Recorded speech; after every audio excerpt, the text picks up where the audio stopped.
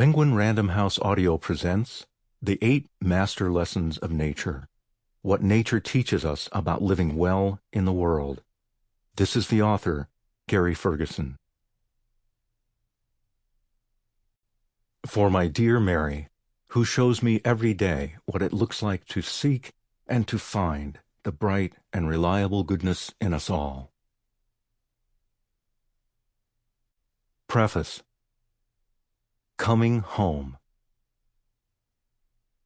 There was a time long ago when the supple reach of trees and the whisper of water bore deep comfort, when the ringing of birds and the mutter of frogs reminded us to take heart in the fact that whatever else was happening, we were all still here, rising strong in the morning, faces to the sun. We knew the juice of spring then, surging in the wild rose and the fig, and in us, too. We could feel it, as if we were somehow wed to the tender shoots, as if our own breathing was the great green breath of earth, a time when a person barely knew where she ended and the world began. The shouts, the songs, the purring and the whirring, all of it an astonishing conversation. From where we stand now, it can seem like a dream, but every so often, out of nowhere, the thrill of that old dance judders in our bones. It reawakens sensations we had within easy reach when we were young, still wide-eyed for the world. My own inklings of such things came during a boyhood spent in the Midwest, in a small city in northern Indiana nursed on corn and casseroles and steel, a place where nature got served in teaspoons, a garden behind our house about the size of 2 couches laid end to end, where I first stood barefoot and watched the comings and goings of butterflies and bees, a slim ribbon of grass where in the twilight of summer I scurried about with a jam jar, scooping up lightning bugs, and the sidewalks of 27th Street, walking home from school on some gloomy April afternoon with the wind in the maples, thrilling to big booms of thunder thunking inside my chest. Around age 11, I started riding my purple Stingray 10 blocks west to Potawatomi Park, a place laced with lines of oaks and maples with trunks so big I couldn't reach even halfway around them, and nearby, a greenhouse with a banana tree and orchids and an avocado tree, and next to that a pocket zoo with a geriatric lion, 6 crowing peacocks, a display of roaches, really, and a snorting donkey.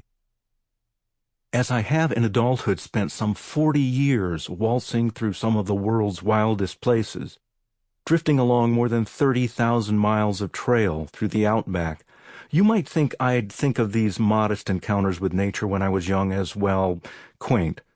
But no. They were big, in their own way as vital as the yawning savannas of East Africa, or the high, lonesome roll of the Yellowstone backcountry, or the cold, quiet reaches of the Arctic tundra. The lightning bugs and the bees and the giant oaks at Potawatomi Park are what cracked me open, what introduced me to the ebb and flow of the world, to the daily playlist of chirps and buzzes and snorts and whooshes, not just piquing my curiosity, but also leaving me with the extraordinary sensation of being a part of it all. The chrysanthemums in the flower box under my bedroom window were somehow set to my own bright sense of summer. The cardinal in our maple tree wore a dazzling feathered suit that was my color of red. The mourning dove in the apple tree beside Carl and Yvonne Wilson's driveway cooed a song that even on first hearing was somehow familiar, reassuring. No matter who you are, or where as a child you happened to live, more than likely you, too, took some of your first steps toward growing up and growing out because nature charmed you into the precious work of unfolding.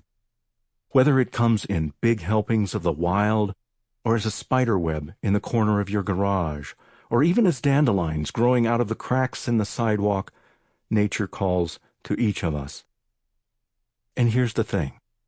Despite what you might have been led to think, such magic doesn't just disappear, quietly drifting forever out of reach.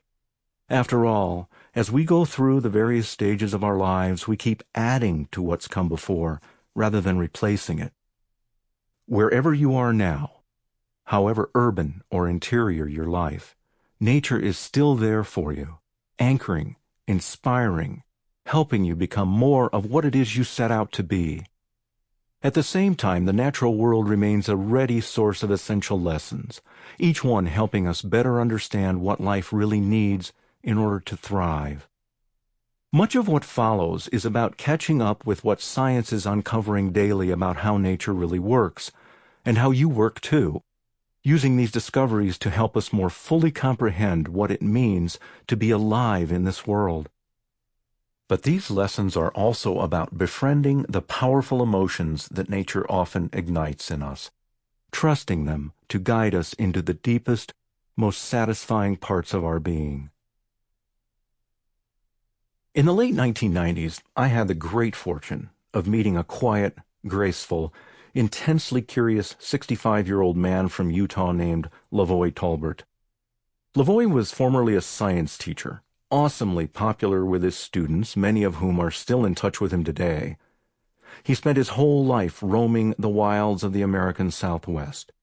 Even now, at 85, he remains totally wed to the ground underfoot, spending nearly as many nights sleeping on a pad under the stars as on the mattress in his bedroom. During our time together, I've heard him talk often about how for thousands of years people have gone to nature to figure things out, to make adjustments to how they understand the world, and from that, to refine how they live. So too for Lavoy. He says it's a case of credentials. Think about it. Out in nature, you've got 4.6 billion years of success, the absolute best of everything, the finest the world has come up with all around you, night and day. Go out for a stroll in the woods and you walk among champions. It's kind of like this farmer, he likes to tell me.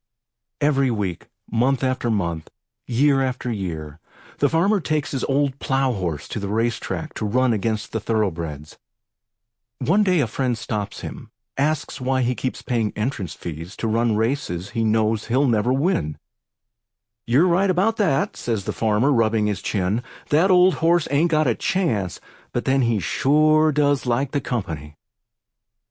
In the lessons that follow, you too will be in some extremely good company, pieces of nature big and small, in the yard, in the park, in wild places, but also now and then hanging out with that vast web of nature inside of you, a being who in truth is another magnificent example of the power and grace of Earth's creative forces. As much as anything, this is a book about coming home. Not just back to where you grew up, not only to the suburban split level with the clipped lawns and the cement bird bath, not just back to the brick apartment building or the small white craftsman house on a tree-lined street in the heart of the city, not only back to the old farm with the barn and the green tractor and the moon-eyed cows. No, this bigger, deeper home has to do with the profound belonging that comes from recovering your natural camaraderie with the wonder of the planet, and then learning to use that camaraderie as a guide for your life. On those days when we're overly busy, and right now it seems there are plenty of them, we can be hard-pressed to find time even to stop and turn our faces to the sky, or notice the smell of rain, or savor for a few seconds the sound of geese overhead urging one another toward winter grounds. But here's something to ponder. The extent to which we've actually lost touch with the wisdom of nature may not be just about our being distracted. It's also about how we've been taught to think. We are like people throughout history, in that the lion's share of our beliefs about how the world works has been cobbled together from cultural views and social mores, including scientific ones, passed down across the generations. When it comes to the nature of nature, and our relationship with the world around us, we've accepted an awful lot as being just the way things are, and in fact they're nothing of the sort. For example, one of the main currents, a kind of riptide really, clutching at us for some 2,000 years, is the idea that as humans we stand outside of nature, above it. Sample complete. Ready to continue?